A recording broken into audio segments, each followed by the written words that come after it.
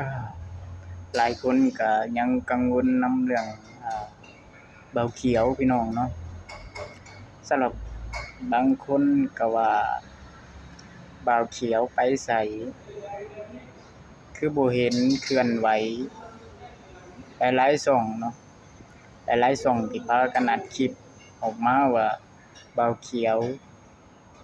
โดนรวบแล้วว่าซั่นเนาะพี่น้องเนาะคลิปนี้อ่าสำหรับบ่น้อ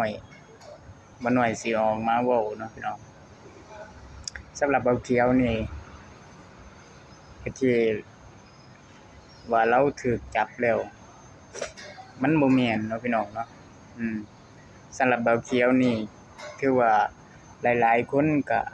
อ่าชอบหลายๆคนก็บ่ชอบในพฤติกรรมที่เลาเว้าเนาะทุกคนเนาะบางทีหลายคนก็ชอบหลายคนก็บ่ชอบในสิ่งที่เลาเว้ามาว่าบางสิ่งที่เลาเว้ามาหลายๆคลิปอ่าบางสิ่งก็ถูกบางสิ่งก็มันก็บ่ถูกต้องเนาะพี่น้องแล้วก็เป็นกระแสหลายๆคนที่ไปด่าเราเว้าจั่งซั้นจั่งซี้เนาะพี่น้องหลายคนก็มักแต่เรื่องที่ว่าบักเขียวถูกจับนี่เอ่อมันบ่แม่นความจริงเด้อพี่น้องซึ่งบักเขียวนี่เลาสิปิดเฟซเพราะว่าเป็นหยังจะปิดไปเลาเฮ็ดคลิปไปแต่คลิปเลาแตกล้านแตกหลายล้านหลักหลายล้านขึ้นไปเนาะพี่น้องแต่เลาก็หยุดเป็นหยังจะบ่หยุดเพราะว่าเฮ็ดคลิปลงไปก็มีแต่คนเว้าคนด่าคนชัง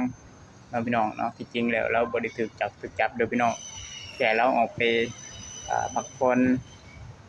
เนาะพี่น้องเนาะเรื่องที่ว่าถูกจับนี่บ่เป็นความจริงเด้อพี่น้องเด้อเป็นภาพ AI แต่งเรื่องขึ้นมาตามกระแสซื่อๆให้คนทั่วโลกว่าบักเขียวนี่ถูกจับแล้วที่แท้จริงมันบ่แม่นพี่น้องบักเขียวบ่ได้ถูกจับเด้อที่จริงแล้วเราบ่ได้ถูกจับแค่เราบ่ได้ภาพเคลื่อนไหวแค่เราพักผ่อนซื่อๆหลายๆคนก็ออกมาถามว่าบักเขียวถูกจับแล้วว่าซั่นมันบ่แม่นพี่น้องที่จริงแล้วเราปวดหัวนำคนที่คนบางคนก็ชอบบางคนก็บ่ชอบเนาะพี่น้องเนาะแค่เราเงียบไปซื่อๆที่จริงแล้วเราถูกจับบ่แม่นความจริงเด้อพี่น้อง